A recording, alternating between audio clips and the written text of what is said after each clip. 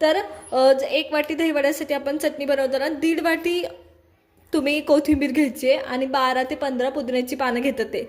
हेच एवढी सगळी म्हणजे इथं माझ्याकडे 1 गड्डा पुदिन्याची पाने आणि 1 गड्डी कोथिंबीर आहे. तर दोन्हीची करताना 1 गड्डी जेव्हा तुमची कोथिंबीर असेल तर अर्धी किंवा समजा कमीत कमी 50 पानं ही तुमची पुदिन्याची पानं असली पाहिजे, एवढं लक्षात ठेवा. बाकीचं कोणतं साहित्य लागणार आहे आपल्याला तर पुदिन्याची चटणी बनवताना म्हणजे ग्रीन चटणी बनवताना बाकीचं साहित्य कोणतं लागणार आहे तर सगळ्यात महत्त्वाचं आईस क्यूब लागणार आहे, ब्लॅकनेस काळपटपणा चटणीला येऊ नये म्हणून. त्याच्यानंतर अद्रक लागणार आहे 1 इंच, लसणाच्या पाकळ्या लागणार आहेत 5. त्याच्यानंतर इथे मी 1 ग्रीन चिली घेतली कारण खूप तिखट आहे माझी त्याच्यामुळं. ह्याच्या व्यतिरिक्त मीठ आणि 1 चमचा दही लागणार आहे आपल्याला. तर ह्या सगळ्या गोष्टी बारीक वाटून घ्यायच्या. चवीला थोडीशी साखर टाकायची आंबट वाटत असेल तर, नाहीतर तुम्हाला स्किप केली तरी चालते साखर, एवढं लक्षात घ्या. पण हवी असेल तर नक्की टाका. त्याच्या व्यतिरिक्त दहीऐवजी तुम्ही लिंबाचा रस ॲड करू शकता दही स्किप करून.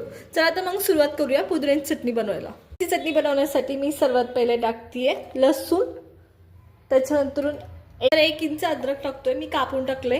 त्याच्यानंतर आपण ॲड करतोय 1 हिरवी मिरची, त्याच्यानंतर 15 ते 12 पुदिन्याची पानं, त्याच्यानंतर खूप सारी कोथिंबीर. तर ह्याच्यात व्यवस्थित टाकून घ्यायची. त्याच्यानंतर आईस क्यूब, त्याच्यानंतर आपण 1 चमचा दही ॲड करतोय, 1 ते 2 चमचे. तर 1 ते 2 चमचे दही. ह्याच्या व्यतिरिक्त तुम्ही लिंबाचा 1 चमचा रस सुद्धा टाकू शकता. तर मी इथे 1 चमचा दही टाकले. त्याच्यानंतर मी सांगायचं विसरले होते, डाळवं हे ऑप्शनल आहे, हे स्किप केलं तरी चालतं, पण ह्याने एक थिकनेस येतो.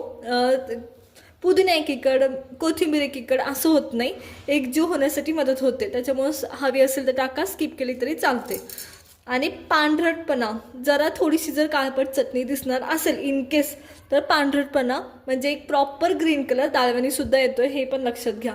चला तर हे मिक्सरमधून वाटून घेऊया. पीठ मिक्सरमधून वाटून घेऊया. चला तर मग पुदिन्याची चटणी एकदम व्यवस्थित तयार आहे. कलर पहा आणि टेक्स्चर पण खूप छान आलंय.